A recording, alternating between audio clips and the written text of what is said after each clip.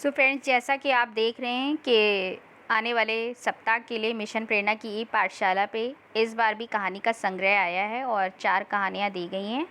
पहली कहानी है वाह हंस दिया, दूसरी है चाँद का तोहफ़ा, तीसरी है नया नवेला मौसम और चौथी है टक टक। तो ये टक टक कहानी में क्या है, ज़रा इसको हम देख लेते हैं। क्रोम पे जाके रीड अलोंग पे हम गए चलो और पढ़ते अब ये हैं। कहानी मैं आपके टक सामने पढ़ती हूँ। टक। इस बार और टक टक सितारे टक कमाने टक, की कोशिश करो। सोनापुर के राजा टक पेटू टक चंद ने टक टक। अब तुम पढ़कर अपना सिर सुनाओ। तकिए के नीचे दबा लिया। सोनापुर के राजा पेचूचंद ने अपना सिर तकिए के नीचे दबा पिछली लिया। रात स्वाद ले लेकर कुछ ज़्यादा ही खाया गया बटर चिकन उनको परेशान कर रहा था और ऊपर से यह भयानक आवाज़, जोर से तुम्हें पढ़ो। महल के काम तुम्हें इसी वक्त करवाने ज़रूरी हैं। तुम्हें वह महल के बुड़बुड़ाकर काम रानी इसी सुरुचि वक्त से बोले, करवाने जरूरी लेकिन हैं। रानी तो वो उनके बगल बुड़बुड़ा में कर लेटी रानी अगले उत्सव सुरुचि का से सपना बोले। देखती शांति से सो रही थी। टक टक टक टक, क्या बकवास है, पेटू चंद ने कहा। मैं राजा हूँ और मैं इस टक टक की आवाज़ को फौरन बंद करने का हुक्म देता हूँ। वह उठे और अपनी तोन पर राशि कमरबंद कसते हुए द्वार खोला। संतरी घबराए से इधर उधर देख रहे थे। यह क्या शोरगुल है? राजा ने गुस्से से अंगरक्षकों से पूछा।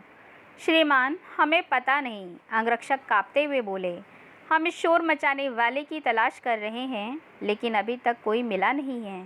बेवकूफ़, राजा धीरे से बड़बड़ाए, अगर तुम लोगों ने अगले 5 मिनट के अंदर उसे ढूंढ नहीं लिया तो मैं तुम सबको नौकरी से निकाल दूंगा। वह चिल्लाए। टक टक टक टक। रक्षकों ने तुरंत सेनापति रणवीर सिंह को बुलाया। वह 6 फुट लंबा और 3 फुट चौड़ा था। उसकी लंबी घुंघराली मूछें सभी को डराती थीं। साहब, मेहरबानी करके ज़रा इस टक टक की आवाज़ करने वाले को ढूंढने में हमारी मदद करें, नहीं तो हम सब की नौकरी चली जाएगी। संतरी गिड़गिड़ाए।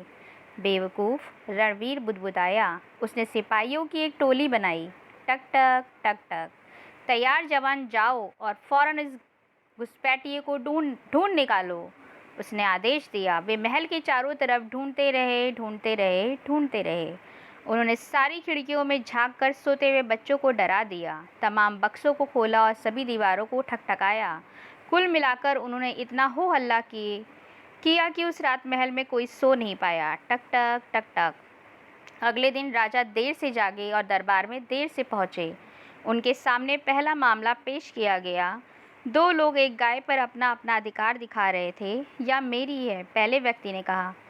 नहीं, मैं इस गाय का दूध 2 सालों से दूह रहा हूँ, दूसरे ने कहा। अच्छा जी, मैं तो इस गाय के दूध की बनी हुई मिठाइयाँ 3 सालों से देवी को चढ़ा रहा हूँ, पहले ने कहा। मेरा सिर दुख रहा है, राजा ने प्रधानमंत्री चिंतामणि से कहा।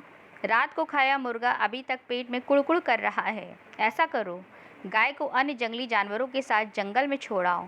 मैं उनकी शिकायत नहीं सुनना चाहता। ओहो महाराज, गाय पालतू जानवर है, चिंतामणि बुदबुदाया। इसे जंगल में छोड़ देना कोई समझदारी की बात नहीं।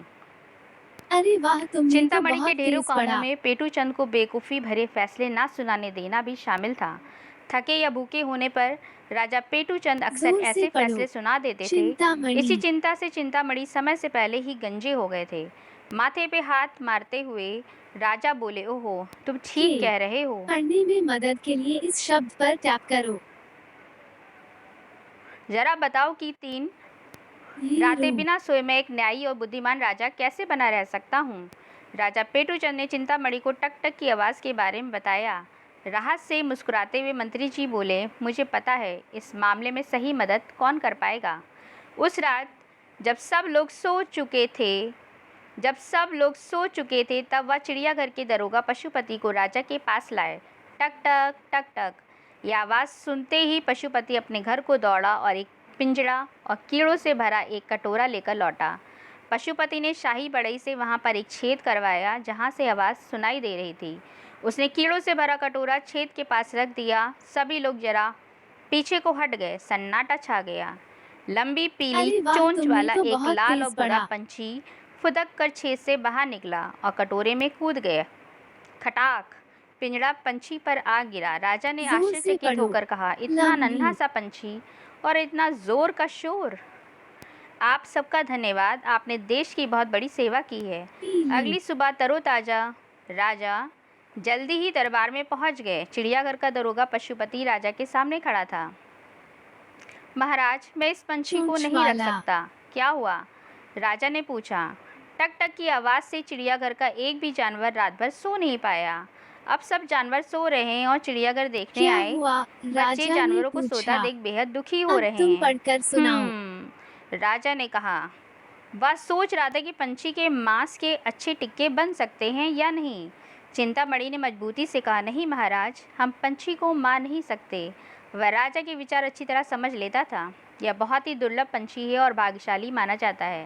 राजा ने राजा पूछा, तो फिर इसका क्या किया जाए? अगर जानवर या शोर नहीं झेल सकते तो मेरी प्रजा भी यह शोर बिल्कुल नहीं झेल सकती और हमारे देश के लोग उन्नींदे नहीं रह सकते। दूसरा मंत्री हिम्मत करके आगे आया। महाराज, मैं इस पंछी को रखना चाहता हूँ। मेरे यहाँ हाल ही में लड़का हुआ है जिसके रोने के कारण हम रात भर जगे रहते हैं। ओह चिंतामणि चिल्ला उठा, हमें इस पंछी के लिए कोई सही जगह खोजनी होगी। हमें टक टक पंछी के लिए एक ऐसी जगह तलाशनी चाहिए जहाँ कोई भी रात भर सोता ना हो। मुझे उपाय मिल गया है। और यूं सीमा की पहरेदारी करने वाली पलटन का साथ देने के लिए टक टक पंछी जोर सोनापुर से के महल पढ़ो। से बाहर बहुत और दूर भेजा गया। उसने हर रात सीमा पे जवानों को जगाए रखने का काम इतने बढ़िया ढंग से किया कि उसे देश का राष्ट्रीय पक्षी घोषित कर दिया गया। सैनिकों की चुस्ती के कारण राजा के दुश्मन सोनापुर के पास भी नहीं फटक पाते थे। वे भुनभुनाकर कहते कि इस देश का नाम सोनापुर की बजाय जागपुर रख देना चाहिए। तो ये कहानी तो मुझे बहुत ही इंटरेस्टिंग लगी और आपको भी लगेगी।